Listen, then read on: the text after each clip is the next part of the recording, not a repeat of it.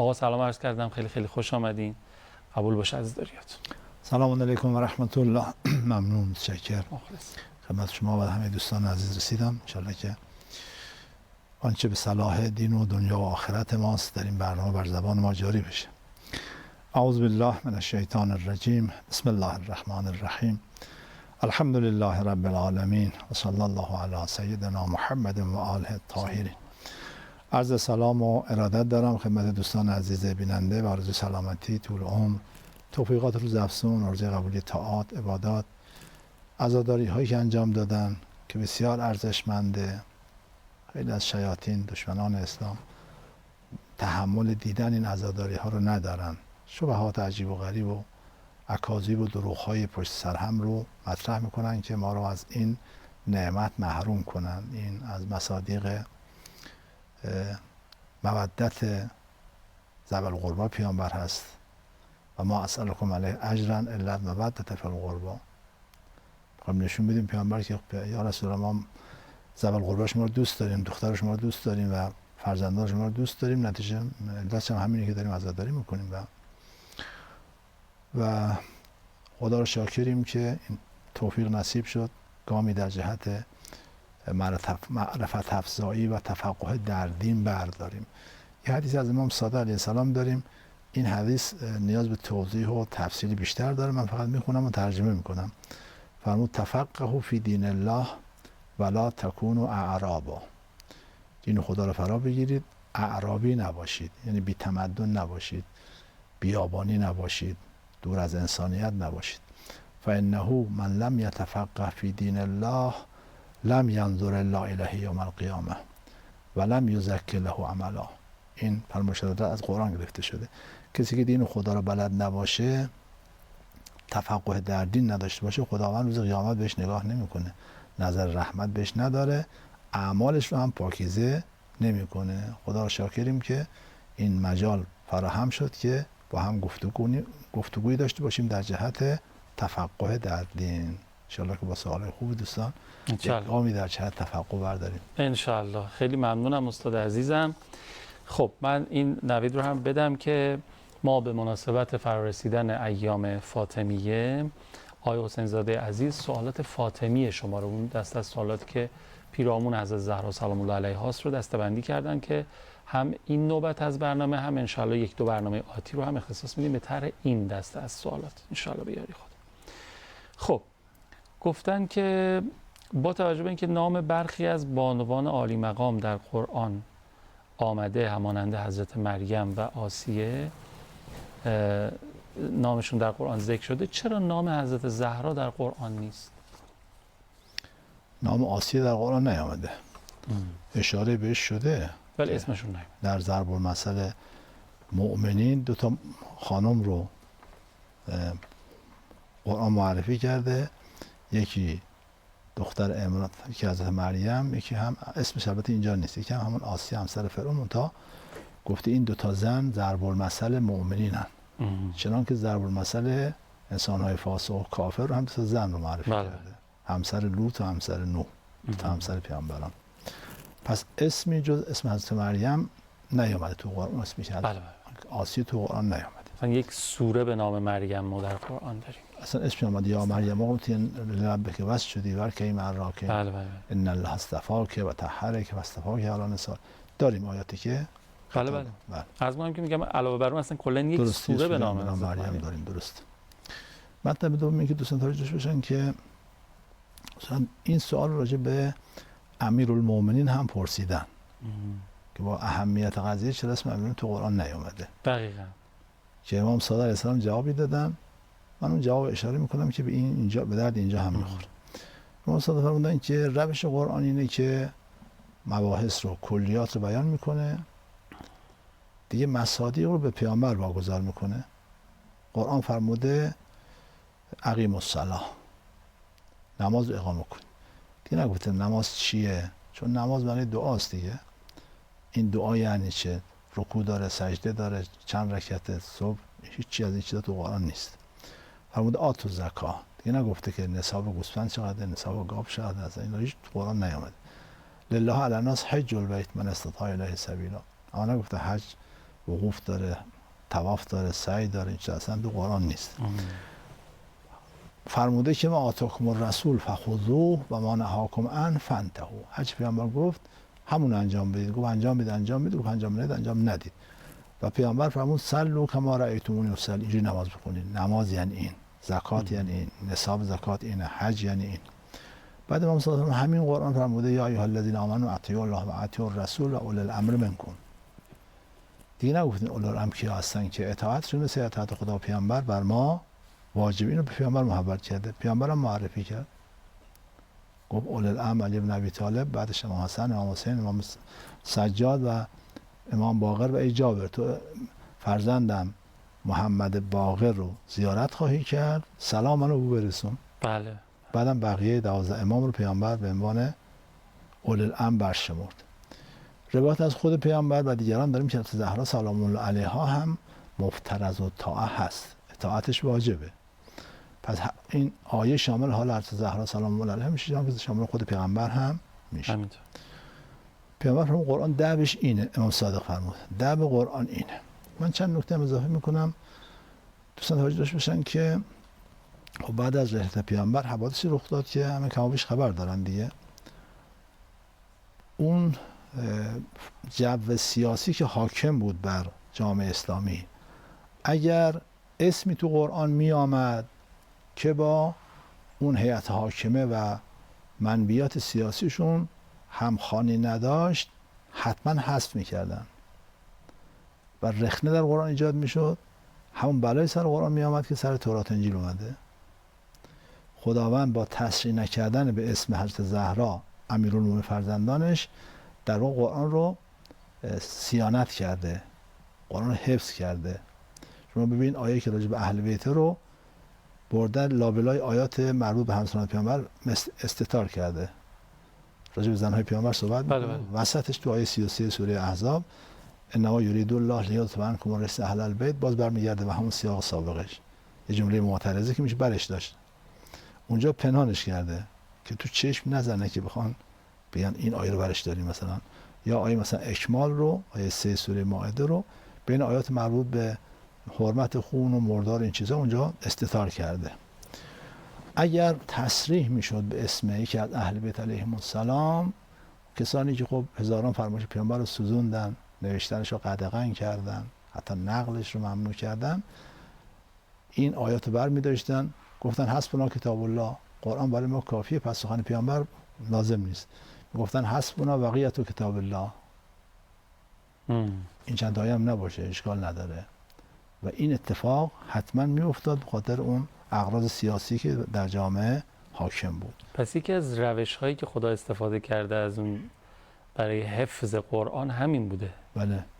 یعنی یک روشی بوده برای اینکه قرآن حفظ بشه. که تحریک نکنه برخی از سیاست مداران رو که بخوان دست به تحریف قرآن بزنن. مطلب بعد این که اسم حضرت زهرا تو قرآن نیومده، یه منظور تصریح به اسم باشه خب یه حرفی، اما ده ها آیه بلکه صدها آیه درباره حضرت زهرا اومده. سوره کوثر رو شما از هر کل سوره کوثر سر مفسری میخواد بپرسید که این کوثر سوره هل اتی، محور سوره هل اتی حضرت زهرا سلام الله علیها است. بله. فکر کنم فخر رازی میگه که با اینکه خدا بنا داشته تو این سوره همه نعمت‌های بهشت رو اسم ببره، ولی از حوریه ها، از همسرای بهشتی چی نگفته. چون جایی که حضرت زهرا باشه دیگه اسم از حوریه بهشتی بردن معنا نداره. این یه دانشمند سنی حرف میزنه. عجیبه. خب هل اتا اون 17 آیه اولش کلا در همین باره هست. آیه مباهله آیه 61 سوره آل عمران، همین آیه سیاسی که من خوندم، مسلماً که از اهل بیتی که از هر پلیدی پاک شدن حضرت زهرا سلام الله علیها است. خدمت شما عرض کنم که این آیه و آت ذی القربی حقه که وقتی نازل شد پیامبر گفت به کی چی بدم؟ جبرئیل نازل گفت به حضرت زهرا فدک رو بده. و آت ذی القربی حقه، حق ذی القربی رو بهشون بده. سوال کرد چی به کی؟ گفت فدک رو بده به حضرت زهرا سلام الله علیها. و ما اسألکم علیه اجرا الا المودة فی القربی. این آیات بسیار زیاده دوستان. انفاق به یتیم و همون سوره حلقات. دوستان تفسیر مثل تفسیر البرهان مرحوم سید هاشم بهرانی رو نگاه کنن، به صدها آیه برخورد خواهند کرد که در شأن حضرت زهراست. چنان که اونایی هم که مثلا اونجا که میگه که فرض کنیم که دشمنان حضرت رو تبت ید ابی لهب و تب، اونم در واقع در شأن دشمنان فاطمه زهرا سلام الله علیها است. یا ان شانئک هو الابتر، اون شانه حضرت زهرا هم خودش میشه، اون آیات هم به نوعی به حضرت زهرا مربوط میشه که دشمنانش رو تقویه کرده قرآن. خلاصه اینکه آیات زیادی نازل شده و در این باره کتاب هم نوشته شده، مخصوصا نسبت به امیرالمومنین کتاب مستقلی داریم. ابو نعیم اصفهانی کتابی داره تحت عنوان ما نزل من القرآن فی علی علیه السلام، فقط در همین باره آنچه که در قرآن درباره علی علیه السلام نازل شده.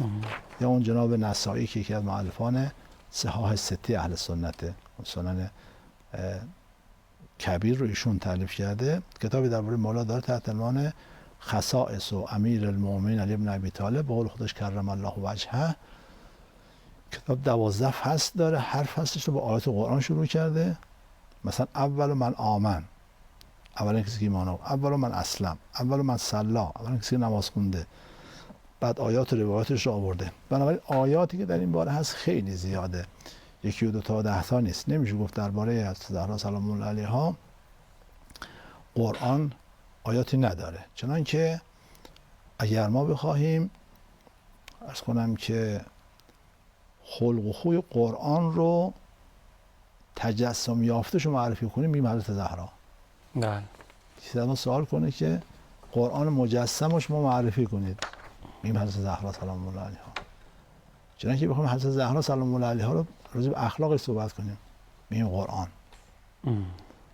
همسران پیامبر سوال کردن که اخلاق پیامبر چجوری بود؟ گفت کان خلقه القرآن. اخلاقش همین قرآنه. فاطمه زهرا هم که پاره تن پیامبر هست، همین فاطمه تو بعض فاطمه زهرا در واقع تجسم یافته قرآن هست. اگه بخوام بگن که اخلاقش معرفی کن، میگیم کان خلقها القرآن. کل قرآن خلق اوست، چنانکه او تجسم یافته همه خوبی های قرآنه. خیلی خوب. راجع به سوره کوثر من یادم افتاد، حالا یه نکته قابل تأمل و به نظر من عجیبی که داره، این نکته رو من در قالب 2 بیت بگم و بعد بریم یه عرض ادبی بکنیم، محضر از صدیق طاهره و برگردیم بقیه سوالات رو پرسم. میگن که چه تعبیری خدا در نقطه دارد که تفسیری جدا هر نقطه دارد، به تعداد بهار عمر زهرا همین اندازه کوثر نقطه دارد. سوره کوثر 18 نقطه داره. اینم به نظرم لطیفه، خیلی قابل تأمل. صلی الله علیک یا فاطمه الزهرا. بسم الله. اللهم صل علی محمد و آل محمد و عجل فرجهم. حضرت صدیقه طاهره فرمودن از دنیای شما 3 چیز محبوب منه، یکیش هم اولیش تلاوت قرآنه. خیلی ممنونم از آقای حسین زاده که قرآن برامون پخش کردن، اونم چه سوره مبارکه کوثر متناسب با همون چه که عرض شد و آقا فرمودن. دستشون هم درد نکنه، ان الله که ما جزو شیعیان و پیروانشون باشیم. بعضی فکر می‌کنن حضرت زهرا فقط الگوی خانوماست، ولی نه، اینجوری نیست. جمله امام زمان دارن. بله. از اینجا متوجه میشیم که الگوی هممون هستن، ان الله که بتونیم درس بگیریم تو زندگی بهش عمل کنیم. زهرا حجت خدا بر حجت هاست. بله، امام صادق فرمودن الگوی همه الگوی هاست. الگوی الگوهاست. بله. خیلی خوب. پرسیدن درباره تسبیحات حضرت زهرا، گفتن این چجوری شروع شد، چجوری ماجراش چی بود و توضیح بدیم. حضرت زهرا سلام الله علیها خب بچهای شیر به شیر داشت، کارهای زیاد تو خونه، فقط یک نان پختن، یک نفر دربست میخواست که باید اون جو رو یا گندم رو آرد میکردن با آسیاب دستی. زندگی‌هایی بود که خیلی کار سختی بود. بعد خمیر میکردن، تنور رو داغ میکردن. خب تنور هیزم میخواد، چیزی حالا که گاز این حرفا که نه. نان پختن خودش یک معرکه پروژه‌ای بود. بچه هم که خب نیاز به همراه داشتن، نیاز به کسی که بخواد نگه داره. وقت منظر هم که مثل حالا که نبود، ماشین لباسشویی و نمیدونم این حرفا که نبود. همه خب خیلی سخت بود، حضرت خیلی سخت میگذشت. مولا بهش گفت که خب بریم خدمت پدرتون، یک خدمتگزار اون موقع معصوم بود، هر خونه چند تا خدمتگزار بود، یک خدمتگزار به ما بده که میاد بار شما سبکتر بشه.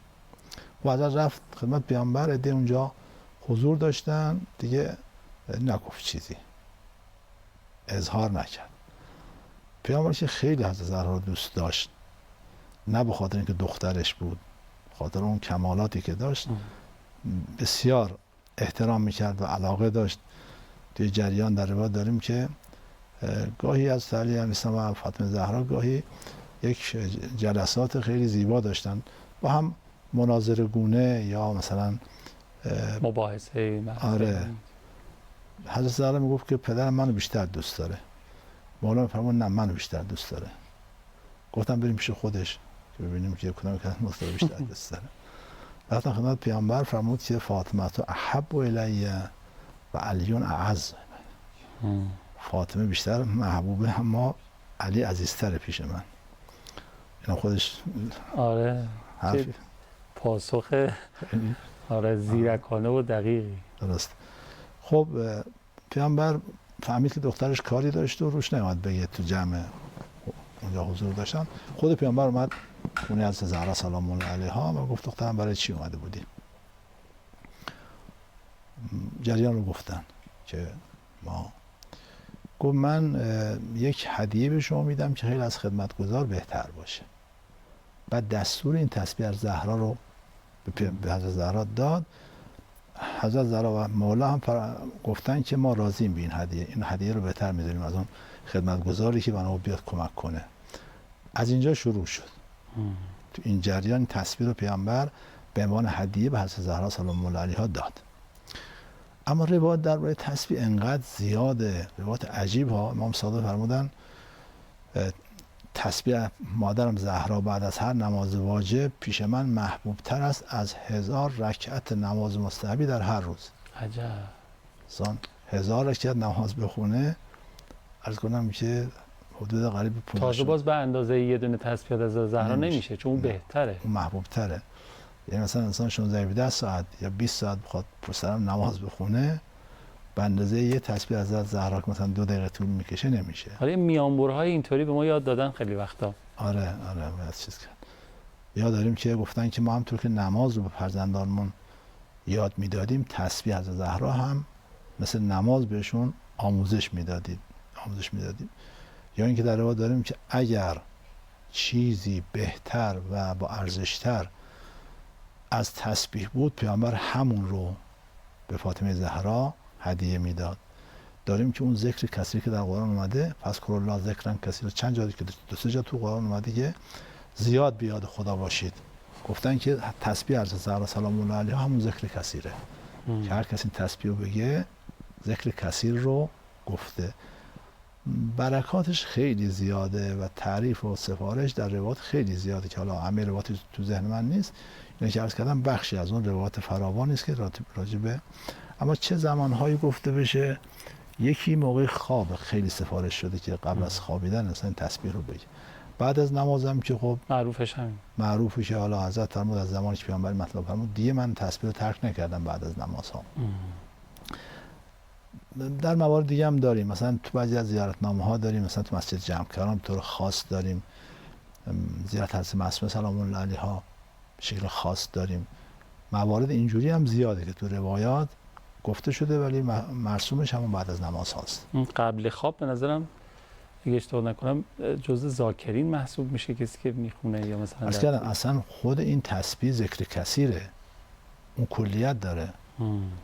فذکروا الله یا اذکروا الله ذکرا کثیرا، کسی تسبیح گفت اون آیه رو عمل کرده، یعنی زیاد خدا را یاد کرده. خیلی هم عالی. انشالله خدا کمک بکنن بتونیم جزء ذاکرین باشیم به برکت ذکر تسبیحات از زهرا سلام الله. خب گفتن مصحف فاطمه سلام الله علیها چه کتابیه، ماجراش چیه؟ بعد از رحلت پیامبر حضرت زهرا خیلی غمگین بود. یه شعری حضرت داره که خیلی بخشی از این شعر مثلا یه خطش اینه که صبت علیه مصائب لو انها صبت علی الایام سرن لیالیا. چون مصیبت هایی به سر من ریخته که اگه این مصیبت ها بر همه روزهای عالم میریخت روزها شب میشد، عجب. روزها رو سیاه میکرد اگر این مصیبت بر سر روزهای عالم. و همون حدیثی که شما فرمودید که حب و الیه من دنیاکم ثلاث، از دنیای شما 3 چیز پیش من محبوب است: تلاوت و کتاب الله و نظر الی وجه رسول نگاه الله به چهره رسول خدا و انفاق فی سبیل الله. اون خیلی غمگین بود، خیلی ناراحت بود. جبرئیل برش نازل میشد و از جایگاه پیامبر در بهشت، مقامات پیامبر و خبرهای آینده، خبرهای غیبی که فرزندان امام خواهند شد، اخبار سیاسی عالم رو برای حضرت زهرا سلام الله علیها بازگو میکرد. حضرت املا میکرد و امیرالمومنین مینوشت اینها رو. این مجموعه شد صحیفه فاطمیه. صحیفه و مصحف یعنی کتاب. به قرآن هم میگن مصحف، چون کتاب دیگه، کتاب خداست. وگرنه صحیفه معنی قرآن نیست. این که بعضی از وهابی ها به دروغ میگن که قرآن شیعه صحیفه فاطمیه، نمیفهمن که در این قرآن، در این کتاب هیچ مطلبی از قرآن نیست. قرآن نیست، اخبار سیاسیه.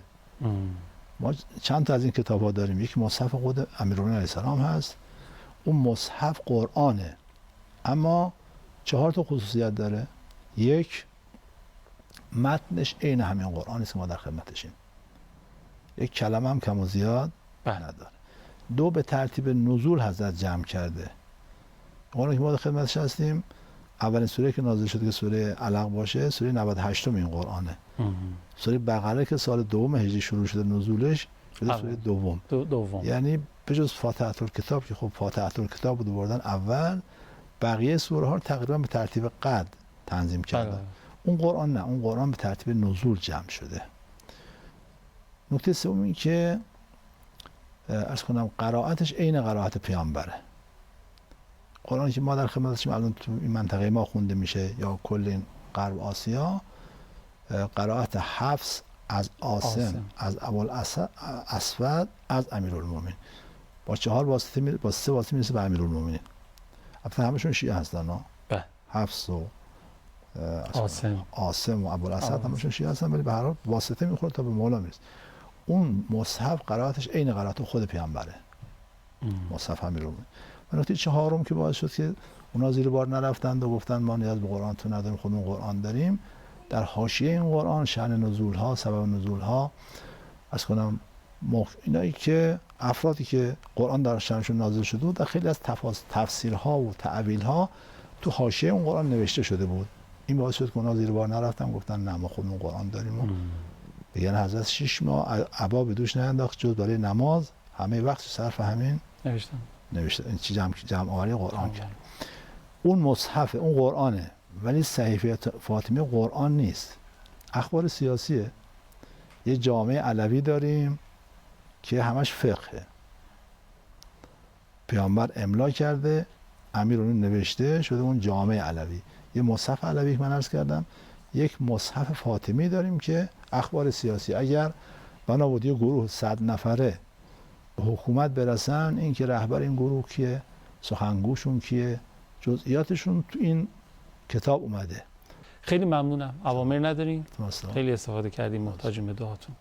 خیلی ممنونم که تا پایان برنامه خودتون رو تماشا کردید. این شب و هیئت و اینا میرید ما رو یاد بکنید، برای ما هم نفس بزنین، جای دوری نمیره. التماس دعا یا زهرا. خداحافظ.